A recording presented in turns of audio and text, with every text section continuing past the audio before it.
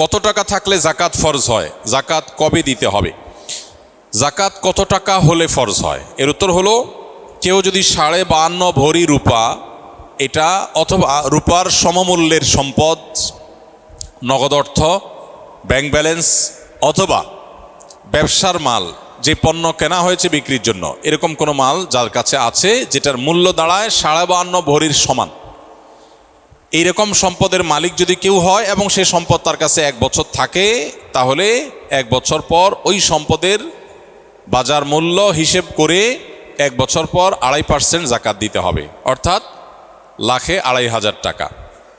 এভাবে হিসাব করে তাকে জাকাত দিতে হবে। বর্তমানে রূপার যে বাজার দর, সেটা হিসাব করলে প্রায় 2.25 লাখ টাকার কাছাকাছি হয় 52.5 ভরি রূপার দাম।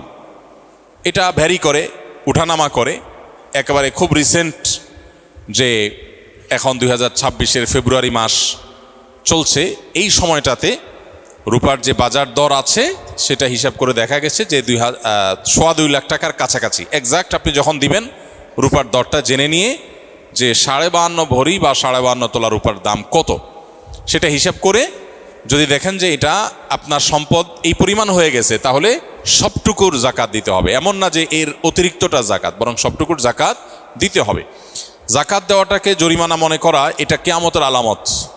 সহিহ বুখারীতে আসছে, নবী সাল্লাল্লাহু আলাইহি ওয়াসাল্লাম বলেছেন, একটা সময় আসবে মানুষ যখন জাকাত দেওয়াটাকে তার জন্য অর্থদণ্ডের মতো বিষয় মনে করবে, জরিমানার মতো বিষয় মনে করবে।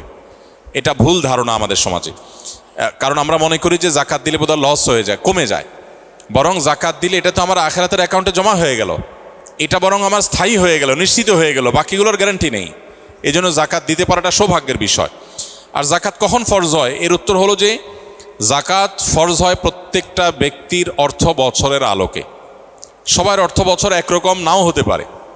ধরুন আমি জিলহজের 1ম তারিখে জাকাত দেওয়ার মতো সম্পদের মালিক হয়েছি, তাহলে পরবর্তী বছর জিলহজের 1ম তারিখে আমার জাকাত আসবে। কেউ যদি মুহররম মাসে জাকাত দেওয়ার মতো সম্পদের মালিক হয়ে থাকে, তাহলে 1 বছর পর মুহররম মাসে তার জাকাত তার উপরে বর্তাবে। তো জাকাত বর্ষ এটা নির্ভর করে ব্যক্তি কখন সম্পদের মালিকানা আসছে তার উপরে।